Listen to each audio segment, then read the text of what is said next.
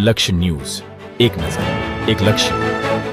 Kalol Sharadanagar circle પાસે આવેલા Radhe flat ખાતે ગણેશ વિસર્જન કરવામાં આવ્યું. કલોલ શહેરના શારદાનગર સર્કલ પાસે રાધે ફ્લેટ હતી. શ્રેયસ હરેશભાઈ બારોટના ઘરે છેલ્લા 3 વર્ષથી ભગવાન ગણપતિજીની સ્થાપના કરવામાં આવે છે.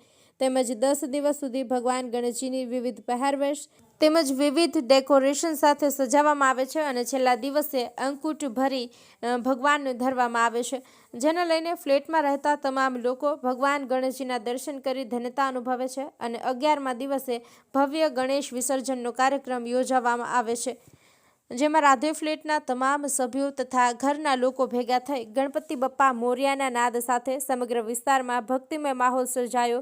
અબીલ ગુલાલ સાથે આનંદ અને શ્રદ્ધાભાવે ભગવાન ગણેશજીને વિદાય આપવામાં આવી હતી. ગણેશ વિસર્જન ધામધૂમપૂર્વક ઉજવવામાં આવ્યું છે. લક્ષ્ય ન્યૂઝ, સંજય નાયક. ફ્રેન્ડલી ગણેશ ભગવાનની મૂર્તિ લાવીએ છીએ અને 10 દિવસ પછી તેનું અમારા ઘર આગળ જ વિસર્જન વાતે કાતે કરીએ છીએ, જેથી કરીને પર્યાવરણને બી આનું કોઈ નુકસાન ના થાય એનું અમે ધ્યાન રાખીએ છીએ. સનાતન ધર્મના ટોટલી નિયમોનું પાલન કરીને અમે ગણેશ ઉત્સવનું હર્ષો ઉલ્લાસથી આયોજન કરીએ છીએ. જય ગણેશ. 401 રાધે અપાર્ટમેન્ટ કલોલ ખાતેથી બોલું છું. અમે છેલ્લા 3 વર્ષથી વાતે કાતે શ્રી ગણેશ ઉત્સવનું આયોજન કરીએ છીએ.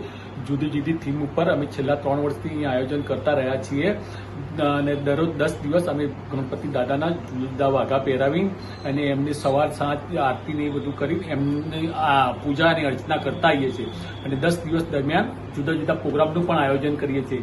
આનંદનો ગરબો છે, સુંદરકાંડ છે, પછી અન્નકૂટનું છે, ગરબા છે, એવું બધું જુદું જુદું આયોજન કરી આ નવી પેઢી જે સનાતન ધર્મને આત્મ જીવંત રાખવા માટે ખૂબ પ્રયાસો કરી રહ્યા છે અને હર્ષો ઉલ્લાસથી આ ઉત્સવ ઉજવે છે તે જાણીને ખૂબ ખૂબ આનંદ થાય છે.